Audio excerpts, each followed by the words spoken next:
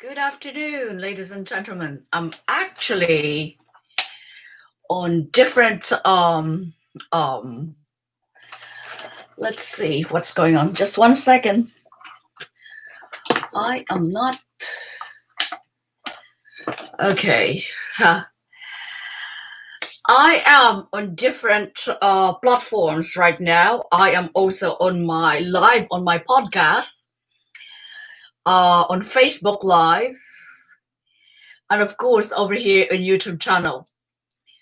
So all right, just 1 second, just trying to set things up. Trying to set things up.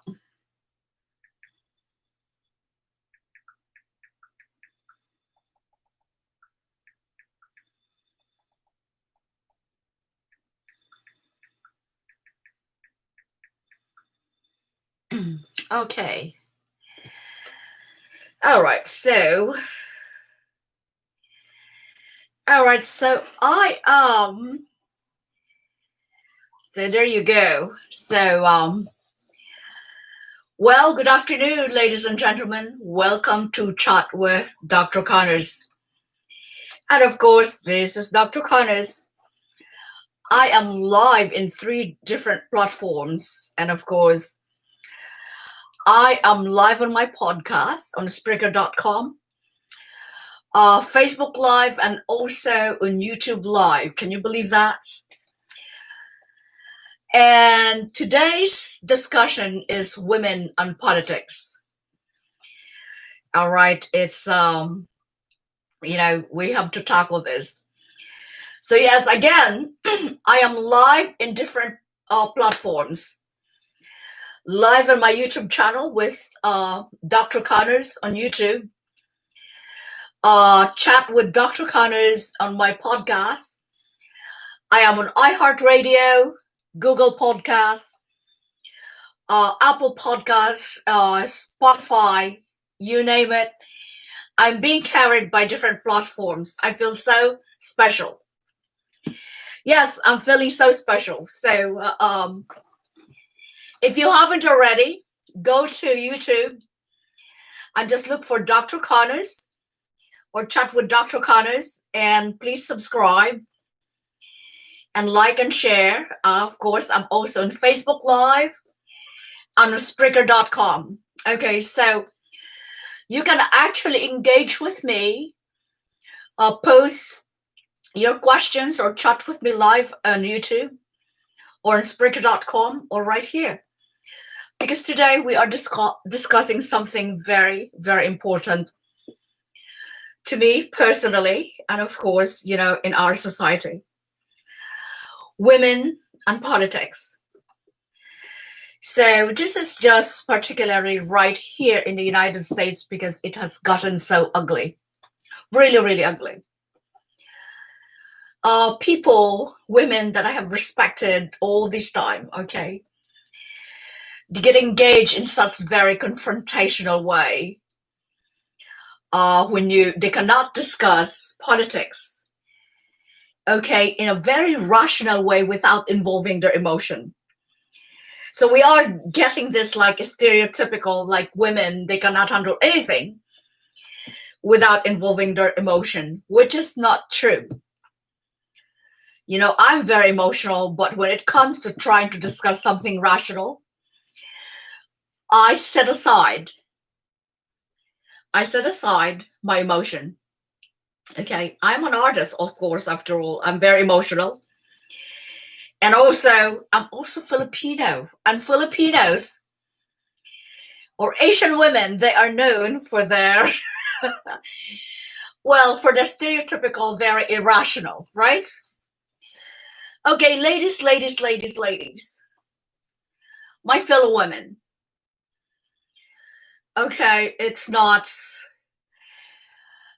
so long ago. 100 years ago is not so long ago. Okay, since we were allowed to vote and cast our opinion in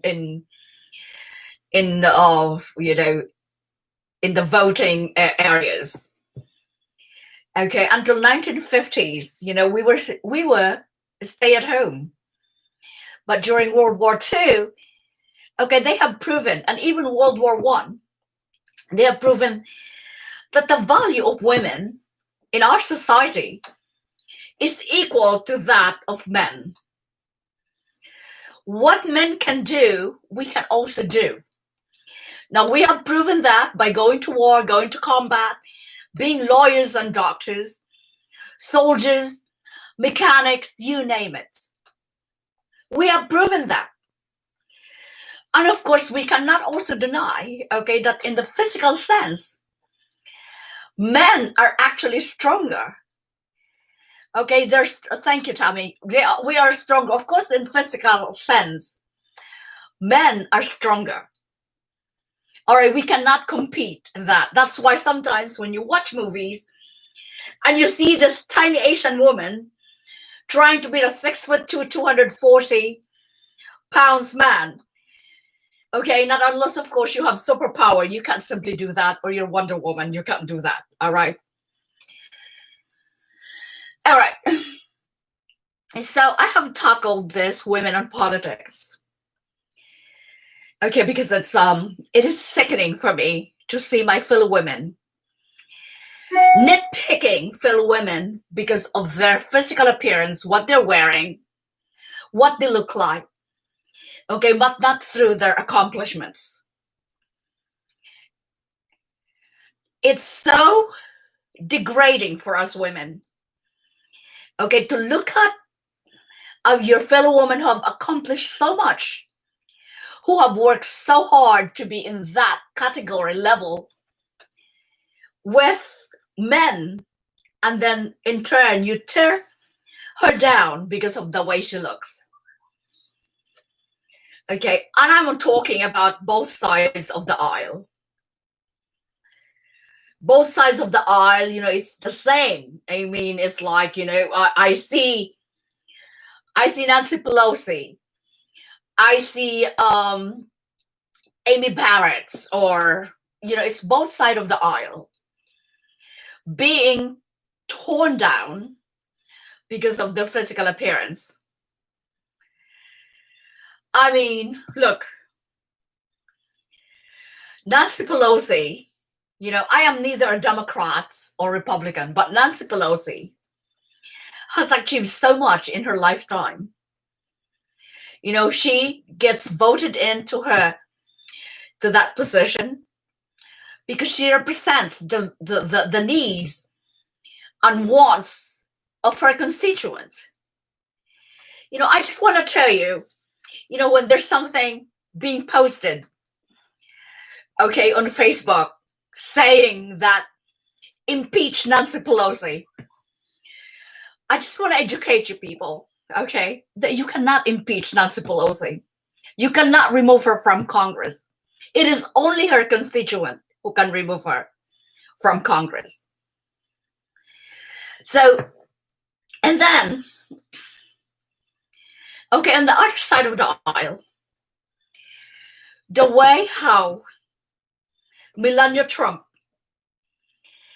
is being torn down because of her past.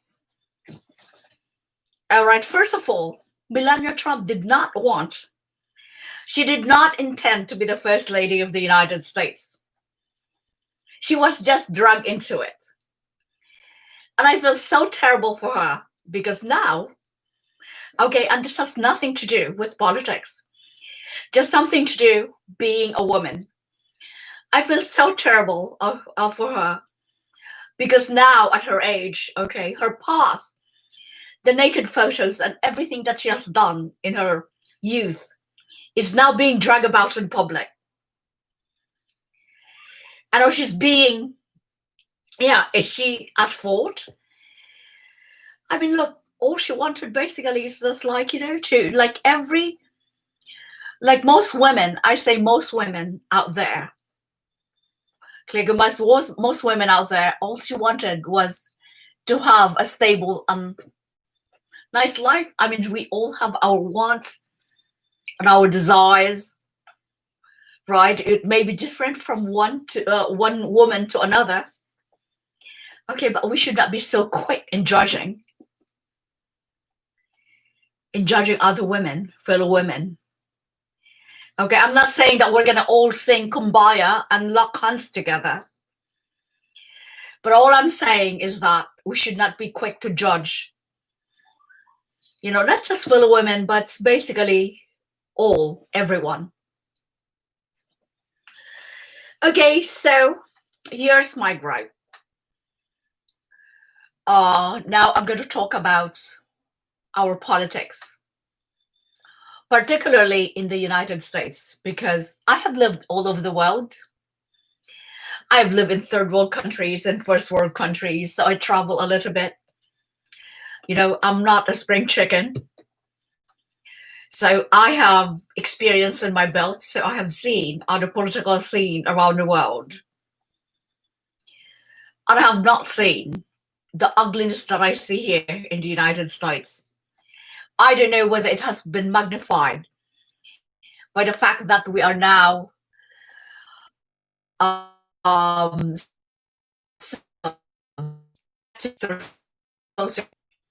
so now everyone has an opinion that everybody, even you are in Timbuktu, you can basically just write down whatever the hell that you're thinking, right? And then just write it and post it without even thinking about the consequences or the impact that it may have on other people or on a person, right? So I'm talking about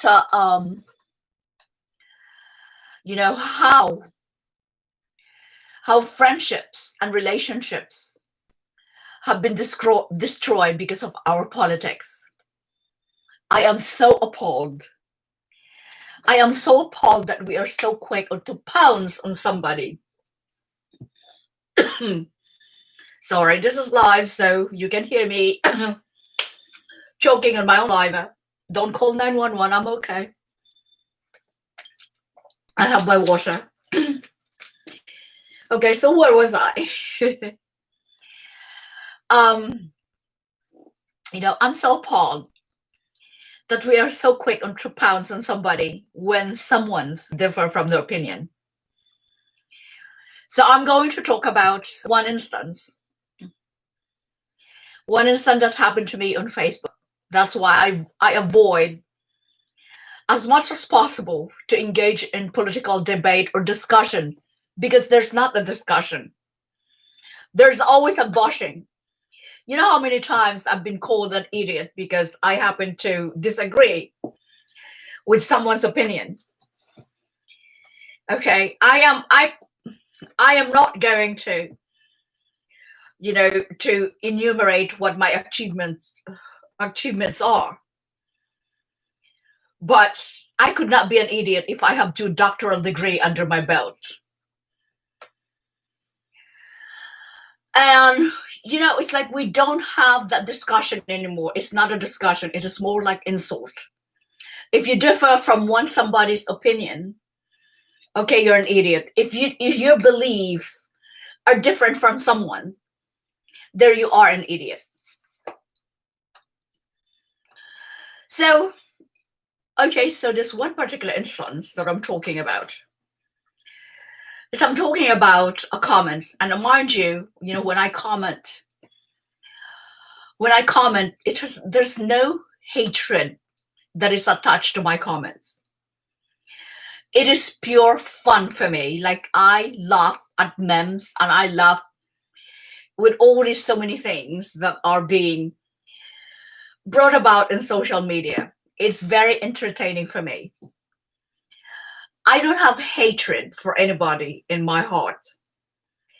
That is just against my personal belief to harbor in hatred, particularly to someone I don't even know, or I have not even met, or I have no way or chance at all to even meeting them in person, or not even have an impact in my life. So I have met so many people who are so wonderful on social media. But in the last 4 years, In the last 4 years, the ugliness in people has been unearthed. It just, and it baffles my mind how much ugly there has been among my friends. And these are the very people that I have interaction with in social media. I remember 4 years ago, when I made a comment, okay? I made a comment about Donald Trump. Mind you, I'm a New Yorker. I have been in New York longer than I have been in the UK.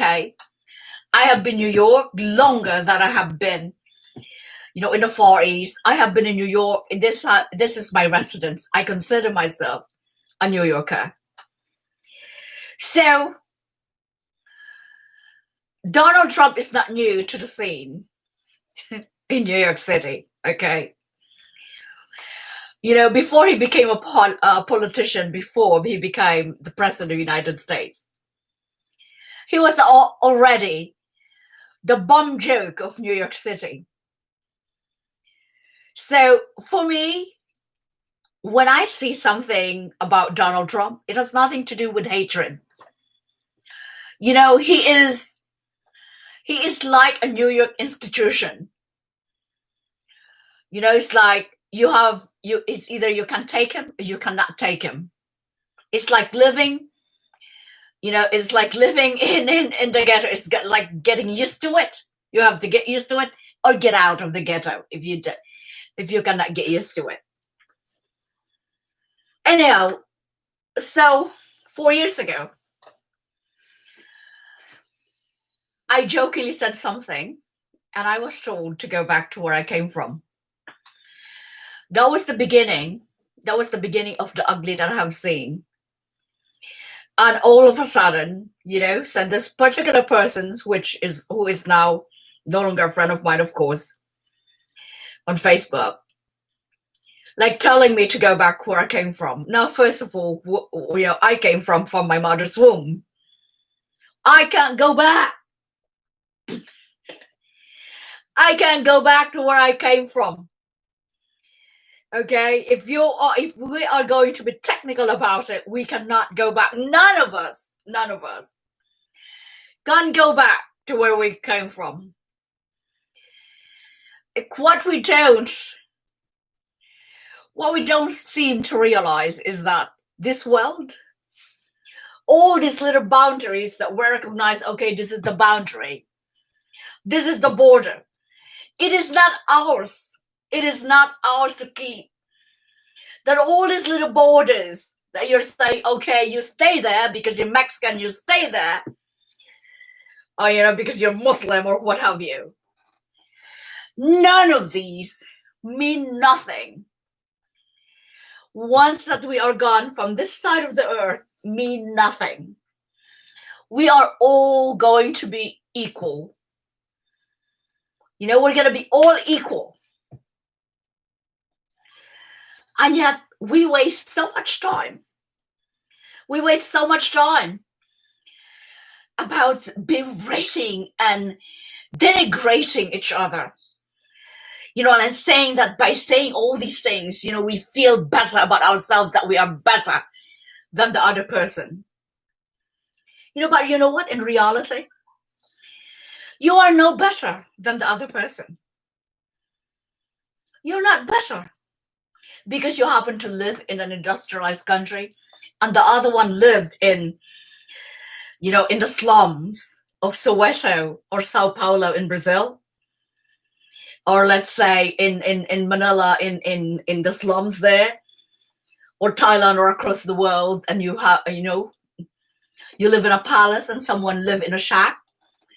You're not better. What we have are just different circumstances, different opportunities. But as a human being, no human being is better than the other. When we poke fun of other people because we feel like, oh my gosh, they look different from us. That's not it. You know, like poking fun of Michelle Obama, calling her an ape in heels. Okay, and then you look at yourself. Okay, what made you think that you are better because of the color of her skin? Let me tell you something. I have so many friends over here who have so much accomplishments. Okay, not in regard to wealth, but in their lives, because with us, no matter how minute our accomplishments are in this world, okay, they are still accomplishments. You know, when somebody tells me, do you realize how much accomplishments he has? You know, these are all just something. What about my accomplishments? So because I am not there, I am not in the media all the time, my face is not media. So it doesn't mean that my accomplishments are less than from that someone who's always in the media. So, okay, so going back to that. So, you know, because of that, you know, I have been told that to go back to where I came from and to, you know, just, this is not your country. And, you know, we are, you know, I'm American and you're not. Denver Jack agrees. You know, first of all, what makes this country different from the rest of the world, it's our diversity. You know, when you take a community, a diverse community, they bring out the best, because you know why? These people bring about different experiences, different culture, and just different everything. Okay, by putting that all together, that's when you get the flavor. Okay, you cannot just have, I mean, if you're just eating mashed potato without anything, I mean, what does it taste like? It tastes like paper, right? So you need to have the condiments. It is the same thing. It is the same thing in communities. Diversity brings progress. Diversity brings the best in us all. Now, secondly, that's my dog. This is what happens when you're broadcasting from my home office. Okay, now secondly. So now we're talking about, okay, when we are talking about politics. I mean, it is so ugly, particularly in this country. In the United States, it's just very, very ugly. And I am so discouraged and so disappointed. And sometimes, like, it hits me personally. How we have become so enamored with ugliness that it's like it has become a second nature to us. And you know, we cannot even have, there's no discussion. There is no adult discussion. It's just like watching children. Only this time, you know, these are adults, so-called adults, in a playground, all right, trying to bully each other. And then one thing also that I noticed is that, you know, people don't value their friendship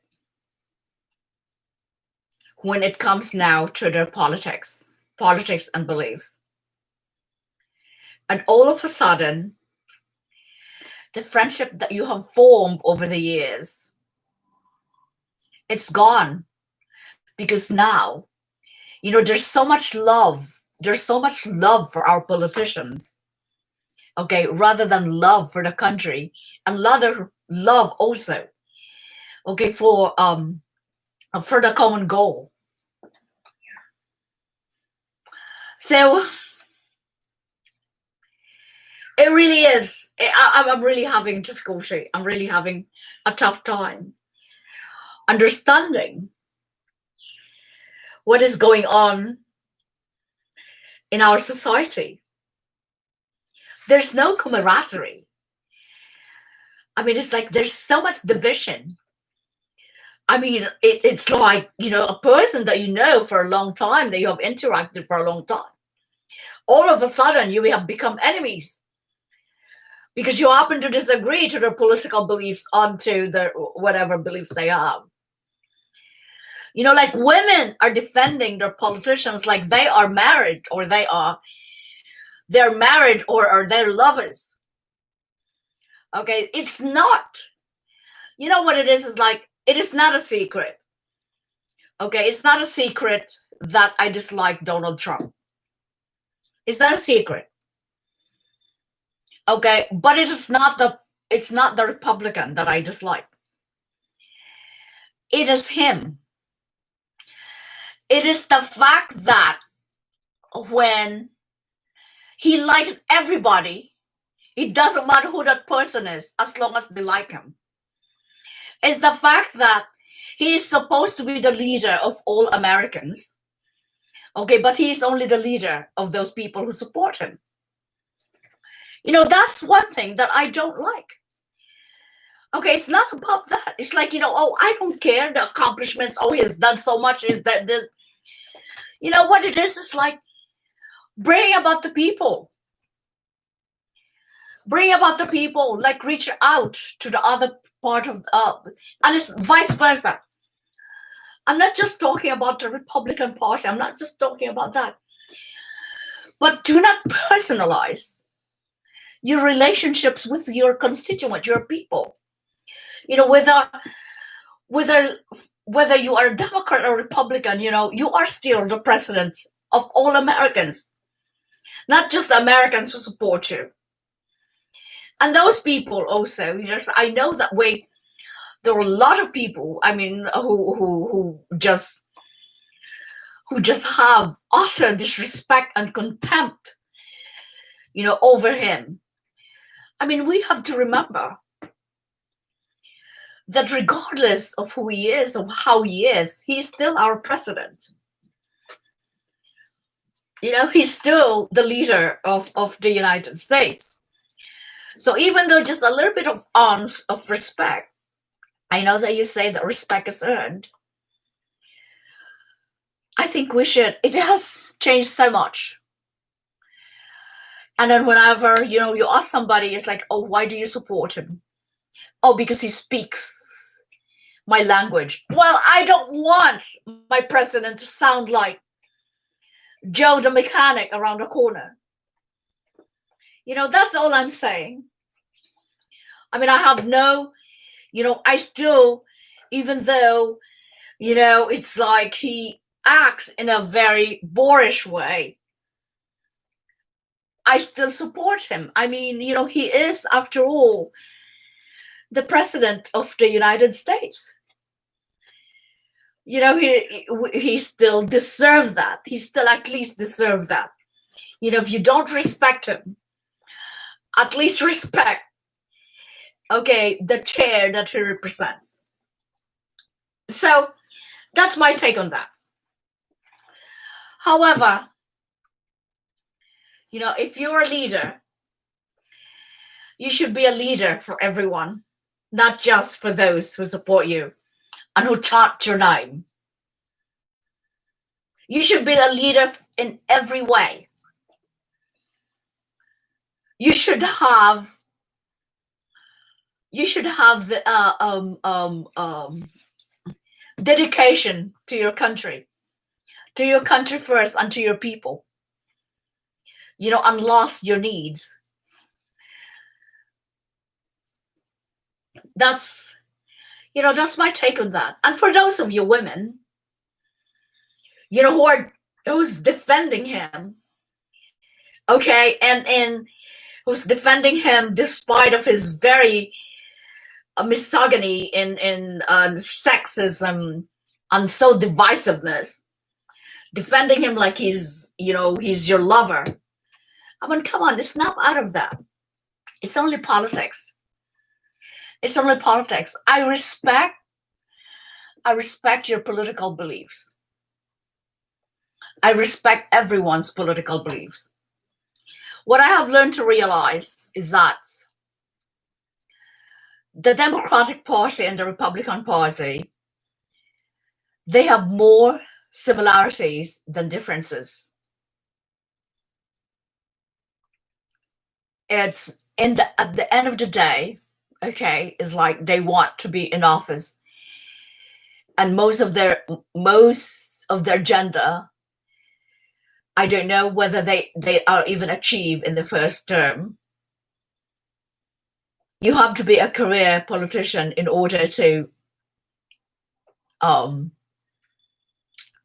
achieve all your promises, because it cannot be achieved in one term. So anyway, and then, okay, and then all these posts about women in politics, how we denigrate them. I mean, and the things that we say about Alexandria Ocasio-Cortez. I mean, look, most of these women who are saying a lot of things about this young lady, because she is young. Okay, we have lived our generation. This is her generation. Okay, this is her generation. We have passed our generation. Allow her to serve her generation. Allow her to serve. It's not affecting you people. I mean, it's like a lot, like, yes, some of her ideas are a little walked up. For our standard, in my generation standard, yes, it's a little bit, oh, you're so much entitlement. Unfortunately, regardless of what we believe, okay, I believe that the goal, I mean, in order for us to achieve and to save whatever we're trying to save, we're saving our planet, right? We're saving. I said, look, for those of you who have children, you should think about that. With me, once I'm done, I'm gone. I don't have enough offsprings that I should worry about. So I think that when we see women, young women who are trying to fight for the rights and for the planet, for the environment, I think that we should support them and not curtail them. Now, those of you 60-year-old, 70-year-old women out there, you bloody have lived your life and you had your fun. Okay, it's support those. How much long do you have? 10 years? You have grandchildren, great-grandchildren. Think about them. Think about their future.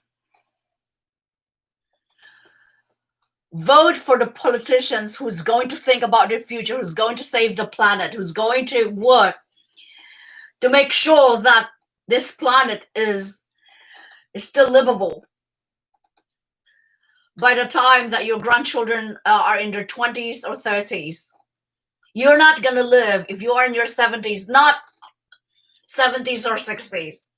You don't have 30 years under your belt. And even if you do, By the time that you're 100 years old, you're not that functional. Yeah, it's hurtful. I know.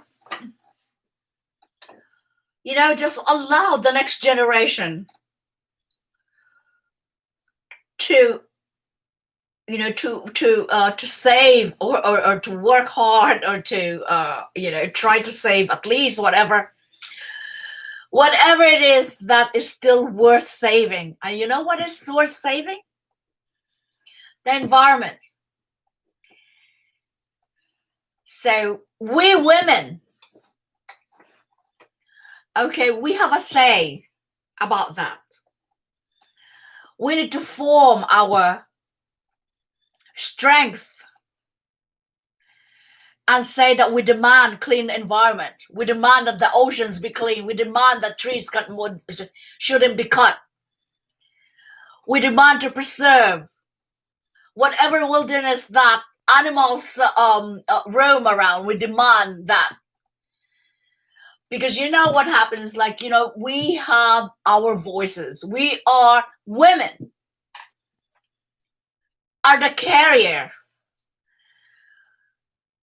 of the future society. We have bigger voices than you think. We should not just stay away and leave it to our politicians. The older politicians, they need to retire. We need to have this generation to lead us to the next generation. If we keep, I'm not saying that we should just retire all our olds. Yes, we still need them. We need, they need to retire. We need to take care of them. They have led us to this now, to our future, to our present. Now allow the young generation now to lead us to the future, and vice versa. Ooh, I know.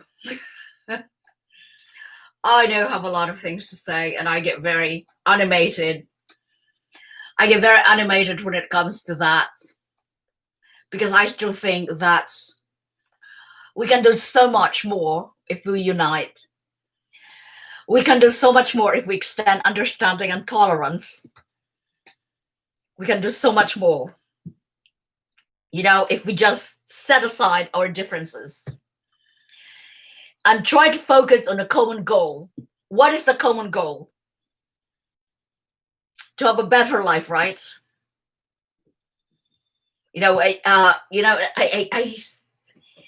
Greta Thunberg, for example, this is a very young lady who's trying to preserve her future. And the mockery that she has gotten, from you old fogies and old farts out there, and old hags, my fellow old hags out there. It was disgusting. It was disgusting to read the anti-Greta Thunberg. And all that child is doing is trying to preserve a future for her generation. Okay, because I kid you not, in the 70s and the 80s, nobody gave a shit about the environment. Look at you, those generation who grew up in the 80s with your high hair and the aerosol. You were responsible in a big ozone hole because of your high hair. Go back to your photos from when you were in high school in the 1980s. I did not have high hair because I couldn't afford a hairspray. I couldn't afford it. I didn't have to tease it. My hairstyle has not changed until I got the cancer 2 years ago when I lost all my hair. So from chemotherapy. So now, here I am, I have long hair again, but I don't really put anything on my hair. So anyway, So going back, the 80s, the 70s, nobody gave a shit about the environment. We have produced so much rubbish. We have polluted the environment from all these constant wants and needs. Everything became disposable. Everything. And we poke fun of the third world countries. I tell you, when I was living in the third world country, everything was recycled. Okay, when my Nana was living with me right here in the New York City metropolitan area, she recycled everything. Plastic jars and glass jars. She used it as, as a glass for water. So I had so much glass jars in my pantry when my grandmother was here. And she told me, like, I didn't have to buy anything because we can use what we have already. So, and it's not hoarding. It's from the world where there's not a lot, where there's no excess. Because over here in the United States, we live in excess. And now it's like, okay, my computer's not working. Okay, they cannot fix that. Throw it away, buy a new one. Oh, my vacuum cleaner isn't working. You cannot even find anymore a repair shop because it's easier. It is cheaper. It is cheaper to buy a new one than to have it repaired. I know that because my washing machine broke down and I tried to, so I called for somebody to have it fixed. The charges to fix the washing machine was actually equal to buying a new washing machine. So that's what we have. That's what we are right now. We are a disposable society. Everything is disposable. That's my dog trying to say his say. Everything is disposable. It's the same thing in relationship. Nobody wants to work on a relationship anymore. If it's not working, guess what? You know what? It's not working. Goodbye. Nobody wants to work in a relationship because it's easier. We don't want to be inconvenienced. We don't want to be inconvenienced by anything at all. All we want that easy, that it's the same thing in dating. It's like we have all these dating app. The first thing, I tell you, I'm talking about experience. It's like, a person is like, has so many dates in one day because just in case it doesn't work with the first one, he can always go, or she can always go to the next one. We have become a disposable society. We dispose of everything. Like I drive around sometimes during rubbish day. And you see still good furniture being thrown on the pavements. And like, oh my goodness, like you're throwing is good furniture on the pavement. If I had a bigger car, I would have picked up the furniture, right? See, I'm not afraid or I'm not ashamed to say that I do pick up rubbish and I refurbish them. I am the type of a person who's going to turn an old one into a new one. I'm very handy. And it's the same what I did with my garden, where people thought that I have spent so much money. Well, I don't have a lot of money. I don't have money. And what I did, I spent so much time going from people's home, trying to collect the refuse so that I can turn it into a beautiful piece of art. So that's what I did. That's exactly what I did with my garden. I took a lot of your refuse, okay, and turned it into a form of art. And now, if we can just do that, rather than buying everything new and discarding everything, that we don't like, there's gonna be less and less garbage, in landfills. Like there's a big landfill in New Jersey that I have always thought it was a mountain because it's filled with grass.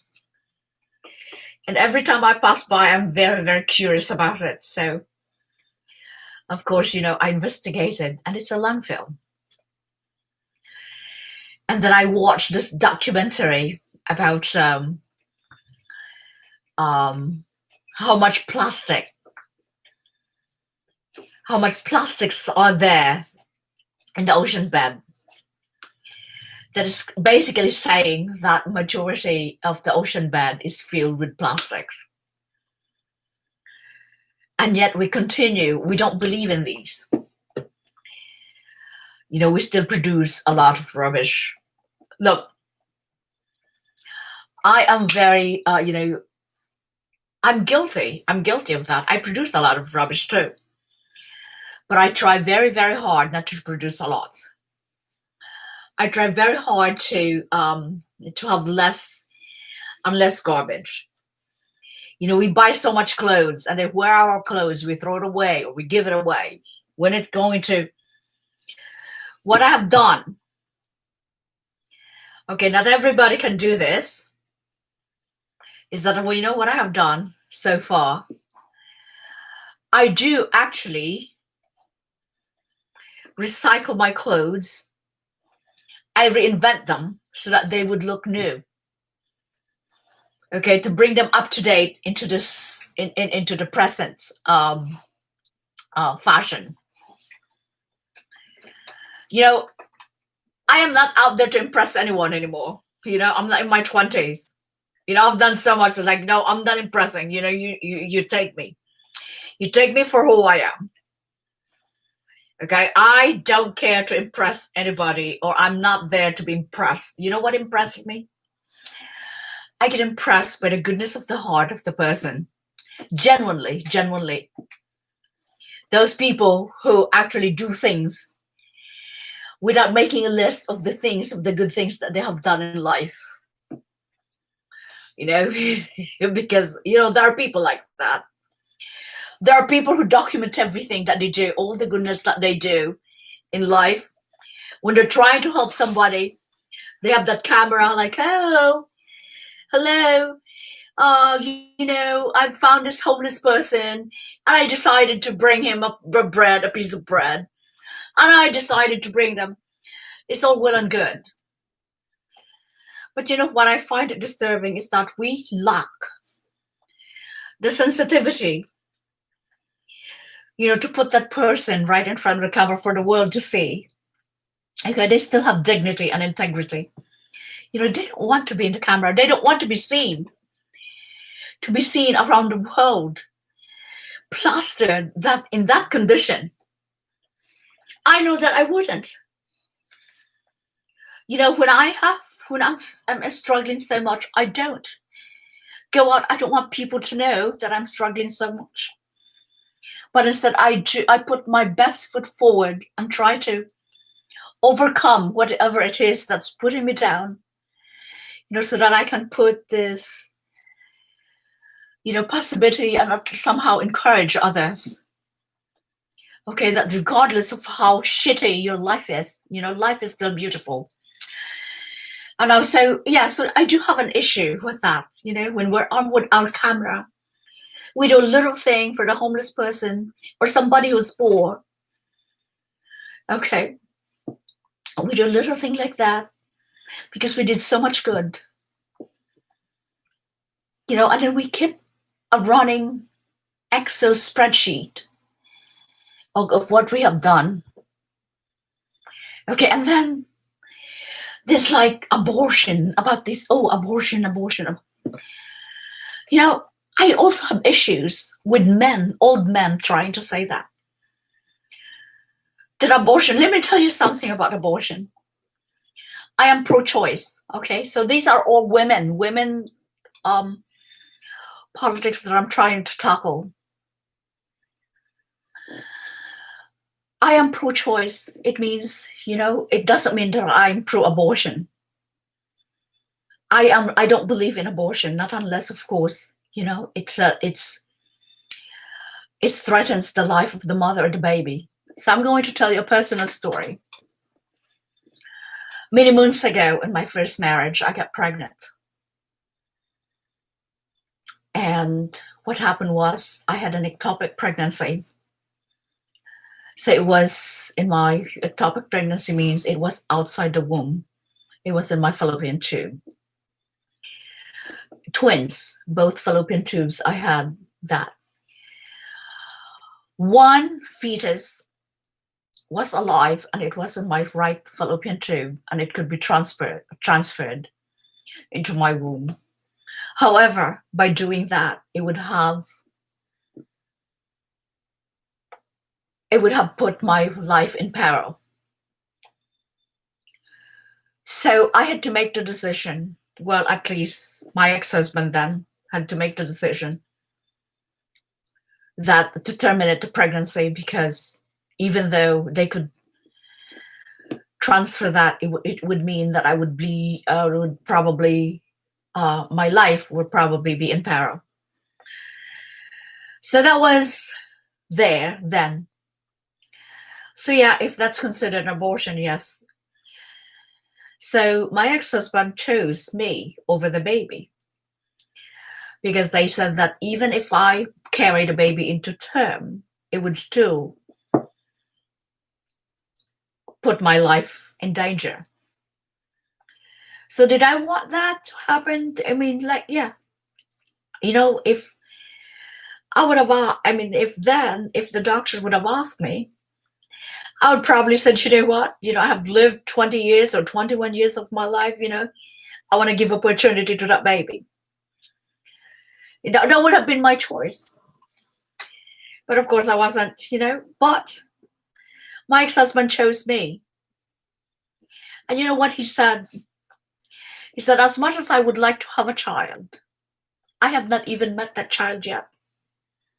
And yet I'm going to lose. I have the possibility, a greater possibility of losing my wife, of whom I have been with for a long time, over a fetus, over a baby, of whom I haven't met yet. Without the mother, I would not know how to raise that baby, so he chose me. So anyway, so these are the difficult choices that people, like sometimes couple, have to choose, presented to them. So it is not immoral. It has nothing to do with immorality or murder, but it's something to do with trying to save someone's life. You have to sacrifice one thing in order to save someone's life. It's the same thing like in experiments. In all medication experiments, you have to sacrifice one for the betterment of the greater good. If one person can save 1 million, yes, they sacrifice that one person. That is how it's done. If that person, can save, again, then it's okay. I mean, it's not okay. It is actually a very tragic choice that you have to make. But it has to be done. So you have to understand that, and not just blindly putting this lavish claim that, abortion is murder. But there are circumstances behind these. Yes, I'm talking about these bloody old men who are trying to decide for the women. I tell you this, if you have not experienced to be pregnant, I will not allow you to have a say over my body. So that's all I'm saying, guys. It's like, that's why when I see this abortion, it's like pro-life, and yet you're not doing a bloody thing about the starving children. I tell you that there are over 20,000 children die daily, maybe 23,000 die daily around the world from starvation. And yet in America, we are so concerned about the unborn child, trying to control the women. And it's like majority of these people in a legislature are old men, who basically don't even know anything about how it is to be a woman until you get pregnant, until you experience the feeling of cramping, that monthly cramps, the menstrual cramps. Don't tell me what to do with my body. So it's this. It's like, it's time. It is time. We are not in the medieval period anymore, where men have to decide for women. I know that some parts of the world are still like that, but it has to end. It has to end. There should not be gender biases that men are greater than women. It has been proven time and again that with the help of both genders, we can improve society. We just don't belong in the kitchen anymore. We belong in research. We belong in combat. We belong in the minefield. We belong everywhere. And for those of you women who still believe, okay, that your place is in the kitchen, then stay there. I don't want to know you. Stay there. For those of you women who think that it's okay to be sexually harassed, and it's okay to be put in that stereotypical brackets, I don't want to know you. It's in my personal life, it is who I am that actually put me to this struggling position, because you know why? I don't conform. I'm not a conformist. I speak my mind, I speak my voice, and I'm very honest about it. And one thing that I don't like confrontation, and I think that's actually one of my flaws. Many flaws. Yes, I'm flawed. I don't like confrontation. I'm working on it. Maybe it's better if you just confront somebody, but I try to avoid as much as possible to have confrontation. So in order to preserve peace, it's like I keep quiet and I said, okay, whatever. But it's not always a good way to resolve conflict. It is not. You have to voice out. So, my fellow women, please, stop it. Stop with that irrational, with that, drama. Defending people that defending a man that you don't even know. Come on, it's just politics. Think of your friends. Oh my God, I just can't believe it. You know, do you think that the person or whoever the politicians that you are supporting, do you think that he's gonna be there and call your ass? You know, when you are, you know, having an emotional breakdown, you know who's gonna be there? It's your friend. So set aside your differences. Have a discussion, an open discussion, rather than trying to belittle each other. Okay, set aside and find a common ground. So, all right, everybody. As always, thank you so very much for tuning in.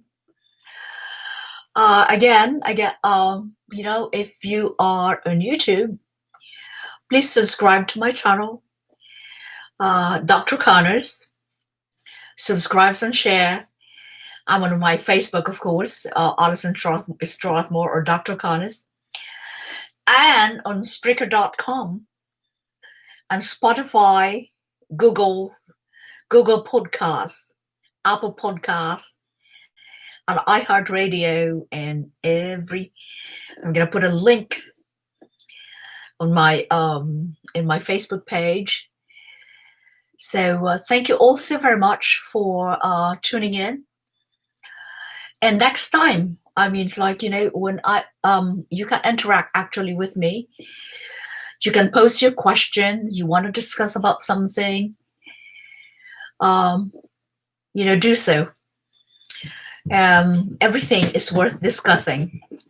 So actually, this Women in Politics, it was actually posted by a friend of mine. You know, can you discuss women in politics? You know, what's going on. So anyway, thank you also very much for tuning in, and until next time. Again, thank you. This has been Chat with Dr. Connors, and of course, this is Dr. Connors. Thank you all very much, and have a good afternoon. Bye-bye.